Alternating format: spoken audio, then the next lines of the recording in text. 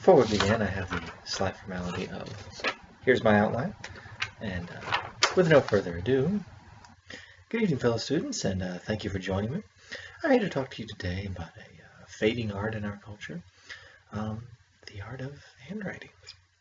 Not something many of us take for granted, but unless we've ever tried to read somebody else's very poor handwriting, and then you'll understand its significance.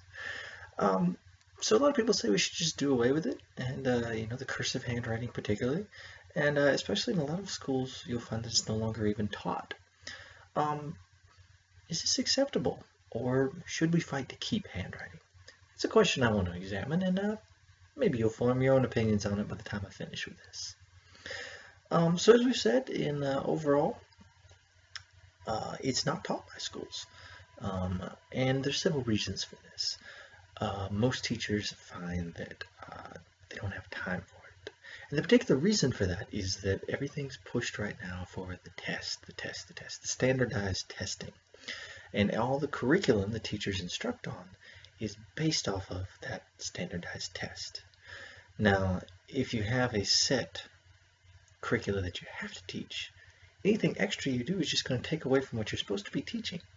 And unfortunately, what's been cut away is handwriting. Cursive handwriting is not on these standardized tests, therefore the teachers don't have the time to teach it.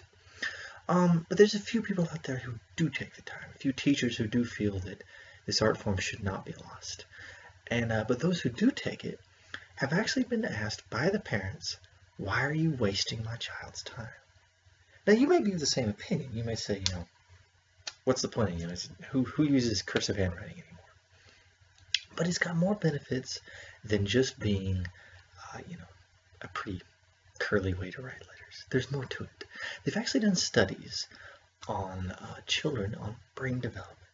That these children, play in an MRI machine. Now that's safe enough. It's not unethical there. And while in the MRI, they can monitor the child's brain function, and they have them write symbols out, and they could study which sections of the brain became active during these sessions. And they found some really fascinating results.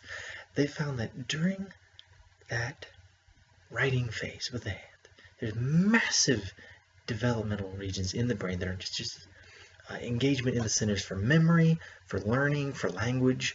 They all just light up and just are super excited by the use of handwriting and by the use of drawing with the hand. Now, that's significant. You say kids, what about adults? Why do we need it? Well, if you go move on over to adults, they've actually did studies in adults as well. They gave them a series of symbols and said, memorize these symbols. Just look at like flashcards. Look at the flashcards, memorize the symbols. Another group of adults, they gave them the same symbols, only handed them a pen and said, draw the symbols. So that set of adults drew the symbols they were learning. Give them, say, set time later, they bring them all back, both sets of adults, and they give them a test, and they have them identify the symbols, and the proper symbols, even whether or not they were flipped sideways or upright, and the ones that wrote them out scored significantly higher than the ones that just looked at them. They found that there is, they call it, sequential finger movement, that moving of your hand from one symbol to another, particularly with cursive writing, where you loop each letters together. It triggers those areas in the brain that add it to memory. I mean, the hand itself is directly connected to the memory section of the brain. And the results were amazing with the amount of deeper understanding and a longer lasting memorization of the orientation of the symbols that they were learning. So we already know that we've increased memory. What about other sections of it? What if you look at a historical perspective? If you look at history, can you name two things off the top of your head important to our nation that are written in cursive? Well, you can think about it for a minute. You'll come up with the answers of the United States Constitution and the Declaration of Independence. Now, these are pretty important to us as a civilization, as a nation. And the Declaration of Independence has been around since 1776. We still have the original copy, which I think is really cool, handwritten in cursive. Okay, so yeah, it was written out. Consider a very bizarre possibility here. What if our children become historians, and they've never been taught cursive writing. Do you realize that means they're not going to be able to read the Constitution? They're not going to be able to read the Declaration of Independence? Now, I'm sure somebody somewhere is going to have a 12-point Arial font Word document of it typed up. That's not the point. To lose that connection to the original document, I think would be, well, basically unpatriotic.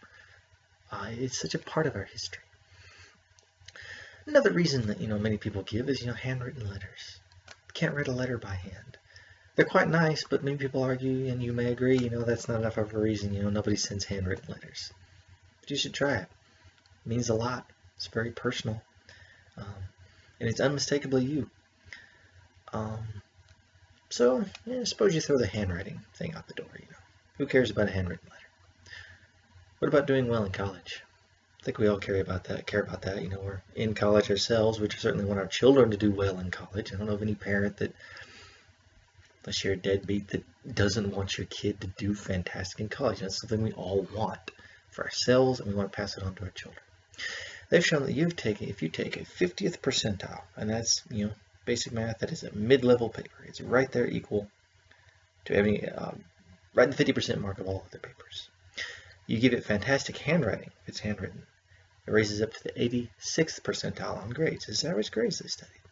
The same content, same words, written poorly in pathetic handwriting, bottoming out to the 16th percentile for that paper or that homework assignment. They've done repeated studies of that and found it. Also, poor handwriting achievement is shown to be directly related and directly coincides with dropout. High dropout rates, high high school failure rates, and high, what did I say? Also, improved SAT scores for those who have better handwriting. That seems important enough. Just in conclusion, we could preserve handwriting for the simple sake of it being an art. It's an art. I might not be able to write or draw, but anybody can write, and we should be able to. It preserved our past. It preserved all the historical documents we have. It's how they were all recorded. Every bit of history you have is because somebody took up a pen and learned to write it down. You know what? Preserved our past through preserving history. If it raises SAT grades and college grades, it may very well preserve our future. Something to consider. Thank you so much for joining me today. You've been a fantastic audience. You have a nice day.